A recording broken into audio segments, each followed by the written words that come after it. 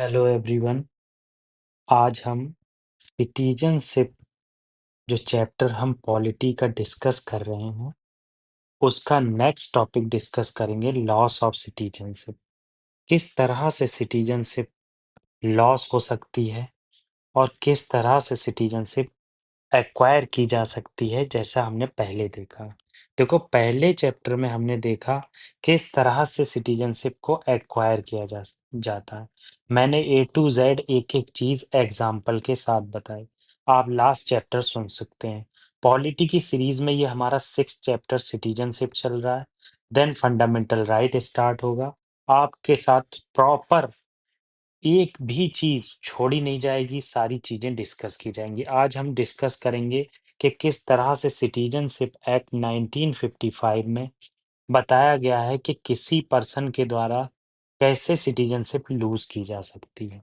इसमें देखेंगे रेनंसिएशन से रिलेटेड, टर्मिनेशन से रिलेटेड, डेप्रिविएशन से रिलेटेड और समराइज़ करेंगे सारे पॉइंट्स को लास्ट में और लास्ट में हम प्रीलिम्स बेस्ड, पीवाईक्यू बेस्ड कुछ क्वेश्चन देखेंगे ताकि आपको पूरी कॉन्सेप्चुअल क्लैरिटी हो जाए। तो अ, आज का हम लेसन शुरू करते हैं और हमारी आपसे एक रिक्वेस्ट है कि हमारे चैनल को सब्सक्राइब और लोगों के बीच शेयर ज़्यादा से ज़्यादा कीजिए, ताकि हम उसको लोगों तक पहुँचा सकें क्योंकि फाइनेंशियल रिसोर्सेज़ की वजह से बहुत चीज़ें लागू नहीं हो पाती हैं। तो मेरी आपसे एक रिक्वेस्ट है कि आप हमारे चैनल को लोगों तक शेयर कीजिए, सब्सक्राइब कीजिए और लाइक ज़रूर कीजिए। तो आज के पहला पॉइंट है कि सिटीजनशिप एक्ट 1955 में किस तरह से कोई पर्सन अपनी सिटीजनशिप लूज़ कर सकता है, ये 3 पॉइंट बताए गए हैं, रिनंसिएशन के द्वारा, टर्मिनेशन के द्वारा और डेप्रिवेशन के द्वारा। जो सिटीजन उसने एक्वायर की है या तो इस एक्ट से या फिर कॉन्स्टिट्यूशन ऑफ इंडिया के द्वारा। क्योंकि जब कॉन्स्टिट्यूशन लॉन्च हुआ उससे पहले लोगों ने सिटीजनशिप एक्वायर की जो पाकिस्तान से आए, फिर गए पाकिस्तान देन दोबारा इंडिया आए। इस तरह से उन्होंने सिटीजनशिप एक्वायर की। तो इसमें यही बात बताई गई है कि किस तरह से सिटीजनशिप एक्वायर की गई और किस तरह से लूज़ की जा सकती है। तो पहला पॉइंट है सिटीजनशिप बाय टर्मिनेशन कैसे लूज़ की जा सकती है सिटीजनशिप। तो पहला पॉइंट आता आता है रिनंसिएशन। कैसे रिनंसिएशन के द्वारा सिटीजनशिप को लूज़ किया जाता है। देखो क्या होता है, कोई भी पर्सन जो 18 साल से ऐज में ज़्यादा है और वो अपनी कैपेसिटी से वॉलंटरी इंडिया की सिटीज़नशिप को क्या कर सकता है, लूज़ कर सकता है मतलब छोड़ सकता है, रिनंसिएशन कर सकता है, गिव अप कर सकता है, ठीक है? तो ये इसमें क्या होता है मेकिंग फॉर्मल डिक्लेरेशन इसमें एक डिक्लेरेशन की ज़रूरत होती है, इसमें रिनंसिएशन में। जैसे कि आप देखेंगे कि मान लीजिए कोई पर्सन है रवि, अब उसका मन हुआ कि इंडिया की सिटीज़नशिप वो छोड़ना चाहता है, तो वो एक डिक्लेरेशन इश्यू करेगा मतलब एक डिक्लेरेशन बनाएगा। उसको क्या है गवर्नमेंट ऑफ इंडिया क्या करेगी, अप्रूव्ड करेगी। जब गवर्नमेंट ऑफ इंडिया अप्रूव्ड कर देगी, तो सिटीज़नशिप वहीं से वहीं खत्म हो जाएगी। देखो आगे क्या इफेक्ट में क्या लिखा है, register the declaration person ceases to be an Indian citizen. जब गवर्नमेंट को वो रजिस्टर्ड कर देगा, एक डिक्लेरेशन बना देगा तो गवर्नमेंट अप्रूव कर देगी और अप्रूवल के तुरंत बाद वो इंडियन की सिटीजनशिप सीज कर देगा। दूसरी इंपॉर्टेंट चीज़, अगर वॉर का टाइम है, मान लो इंडिया की चाइना से वॉर चल रही है, तो उस टाइम पर गवर्नमेंट ऑफ इंडिया जो है रजिस्ट्रेशन को विथहोल्ड कर सकती है, क्योंकि वॉर के टाइम पर अगर कोई सिटीजनशिप अपनी गँवाएगा या गिव अप करेगा, तो उस टाइम पर क्या होता है वो इंडिया की गुप्त इन्फॉर्मेशन अपनी एनिमी कंट्री को दे सकता है, ठीक है? अब फैमिली पे क्या इम्पैक्ट पड़ेगा? मान लो मेरा एक छोटा बच्चा है, रवि का एक छोटा बच्चा है जो 18 साल से कम है, तो उसकी सिटीज़नशिप पे क्या इम्पैक्ट पड़ेगा? तो माइनर चाइल्ड की सिटीज़नशिप पे क्या इम्पैक्ट पड़ेगा? उसकी भी सिटीज़नशिप ऑटोमैटिकली लूज़ हो जाएगी। जब वो 18 साल का होगा, तो दोबारा से वो इंडियन सिटीज़नशिप रिज़्यूम कर सकता है या गवर्नमेंट से रिक्वेस्ट कर कर सिटीज़नशिप को एक्वायर कर सकता है। तो ये हमने क्या देखा, बाय रिनंसिएशन किस तरह से सिटीज़नशिप को लूज़ किया जा सकता है, गिव अप किया जा सकता है। इसके एग्ज़ाम्पल देख लो, एग्ज़ाम्पल से चीज़ें अच्छे से समझ में आती हैं, इसलिए हम एग्ज़ाम्पल लाते हैं। एग्ज़ाम्पल में क्या दिया गया? पहला इम्पोर्टेंट पॉइंट जो हमने डिस्कस किया था, रवि क्या है, इंडियन सिटीज़नशिप छोड़ देता है, जब वो कनाडा मूव करता है और कैनेडियन सिटीज़नशिप एक्वायर कर लेता और डिक्लेयर कर देता है रिनाउंसिंग इंडियन सिटीजनशिप को रिनाउंस करने का डिक्लेरेशन कर देता है। जब गवर्नमेंट अप्रूवल दे देती है तो अप्रूवल के केस में क्या होता है, उस केस में उसकी इंडियन सिटीजनशिप खत्म हो जाती है। तो पहला एग्जांपल समझा। दूसरा, वार टाइम रेस्ट्रिक्शन क्या है? जैसे मान लो इंडिया पाकिस्तान की वॉर चल रही है, ठीक है? अब अनिल जो है वो इंडिया की सिटीज़नशिप छोड़ना चाहते हैं, तो गवर्नमेंट क्या है इस केस में रिफ्यूज़ कर सकती है, सिटीज़नशिप छोड़ने से मना कर सकती है। क्यों मना कर सकती है? ये कह सकती है कि वॉर का टाइम है, हम इस समय आपको सिटीज़नशिप छोड़ने नहीं दे सकते। इस समय आप क्या कर सकते हैं, एनिमी कंट्री से आप हमारी इंडिया की गुप्त इन्फॉर्मेशन दे सकते हैं। ठीक है, तो वॉर टाइम का एग्ज़ाम्पल अनिल का एग्ज़ाम्पल देखा और हमने नॉर्मल सर्कमस्टांसेस में रवि ने किस तरह से कनाडा की सिटीज़नशिप एक्वायर की और इंडिया ने जो जो उसने डिक्लेरेशन लिखा और इंडिया की गवर्नमेंट ने उसपे साइन करके अप्रूव कर दिया कि आप इंडिया की सिटीज़नशिप छोड़ सकते हैं। अब माइनर चाइल्ड के केस में मीरा का एक माइनर चाइल्ड है, उन्होंने क्या किया, अमेरिका की सिटीज़नशिप एक्वायर कर ली। उसी के साथ क्या होगा, ऑटोमेटिकली जो माइनर चाइल्ड है उसकी भी सिटीजनशिप चली जाएगी। तो 18 के केस में मतलब 18 की जब उम्र हो जाएगी तो मीरा का जो चाइल्ड है वो एक्वायर कर सकता है इंडिया की सिटीजनशिप। ठीक है, तो यहाँ पर पूरा हमने एक एक चीज समझ ली कि रेनंसिएशन से किस तरह से सिटीजनशिप जा सकती है, क्या क्या उसके इम्पैक्ट हो सकते हैं, वार टाइम में क्या सिचुएशन हो सकती है और माइनर चाइल्ड के लिए क्या सिचुएशन हो सकती है। नेक्स्ट हम डिस्कस कर लेते हैं टर्मिनेशन। टर्मिनेशन के द्वारा सिटीजनशिप को कैसे गँवाया जा सकता है। तो आप टर्मिनेशन का देख लीजिए। क्या होता है, टर्मिनेशन के केस में ऑटोमेटिक होता है सब कुछ। कैसे ऑटोमेटिक होता है? क्या किया, किसी ने वॉलंटरली खुद से एक्वायर कर ली दूसरी कंट्री की सिटीजनशिप। तो क्या होगा, आपकी जो कंट्री जो इंडिया की सिटीजनशिप है वो ऑटोमेटिकली खत्म हो जाएगी। क्या होता है, इंडिया के केस में क्या है, सिंगल सिटीजनशिप अलाउ है। आप 2 कंट्री की सिटीज़नशिप नहीं रख सकते। कुछ कंट्रीज़ क्या करती हैं, 2 कंट्री की सिटीज़नशिप अलाउ करती हैं, 2 से ज़्यादा कंट्री की सिटीज़नशिप अलाउ करती हैं। तो इस तरह से इंडिया में ये चीज़ एक्सेप्शन नहीं है, इंडिया में क्या है, आप एक ही कंट्री की सिटीज़नशिप रख सकते हैं, दैट इज़ इंडिया। तो एक्सेप्शन क्या है, ड्यूरिंग वॉर मतलब वॉर के टाइम में सिटीज़न एक्सेप्ट कर सकता है foreign citizenship without government approval और स्ट्रिक्टर रूल अप्लाई। मतलब यहाँ पर सीधी-सीधी बात की गई है कि वॉर के टाइम पर आप सिटीज़नशिप अगर एक्सेप्ट करते हो, तो गवर्नमेंट क्या करेगी, उसको डिनाई कर सकती है। ठीक है? जैसे अनीता ने एक इंडियन सिटीज़न थी, फिर उनके बाद उन्होंने यूएसए की सिटीज़नशिप एक्वायर कर ली। तो ऑटोमैटिकली क्या होगा, आपको जो है ये इंडिया की सिटीज़नशिप खत्म हो जाएगी। ऑटोमैटिकली एंड लिखा है ये, ऑटोमैटिकली एंड हो जाएगी। ठीक है? तो ये चीज़ आपको पता होना चाहिए।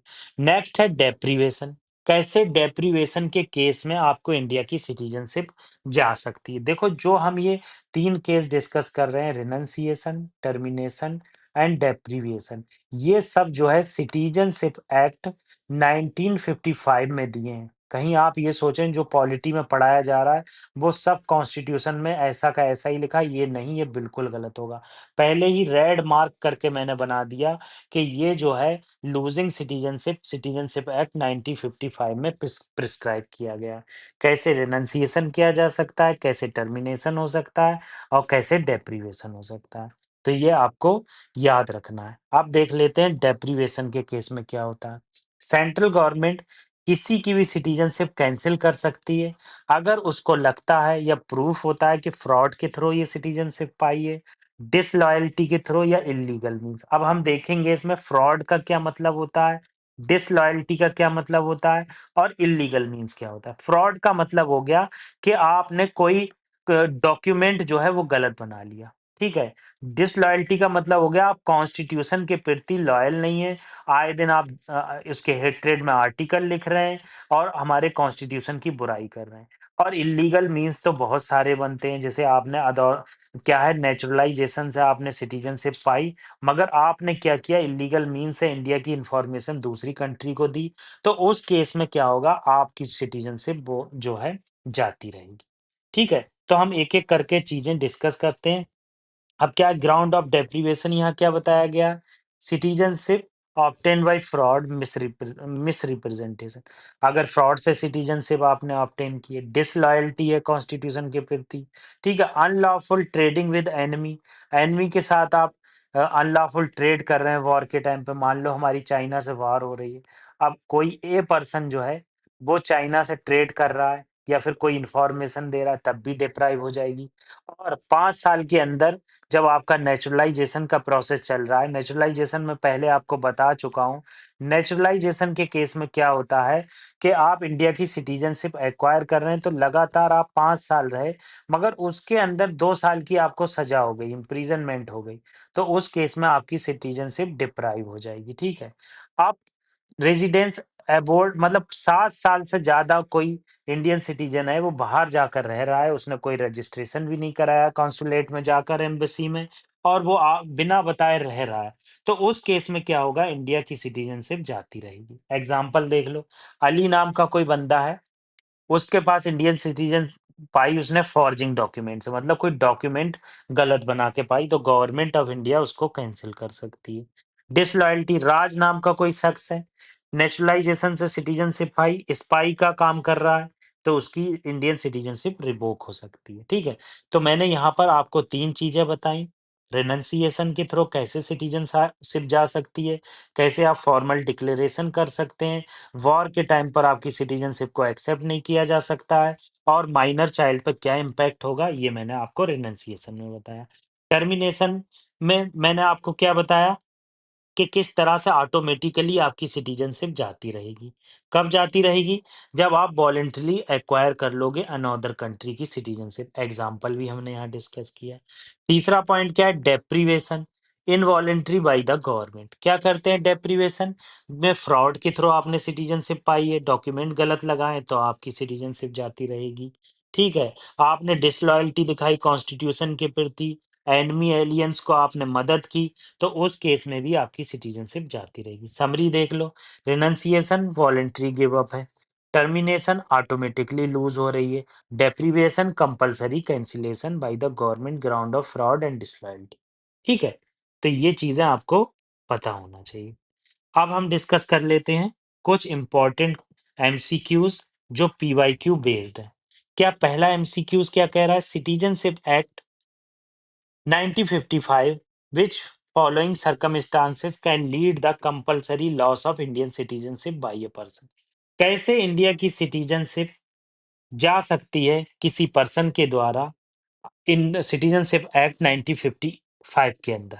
यहाँ कॉन्स्टिट्यूशन वर्ड यूज नहीं हुआ है, याद रखना।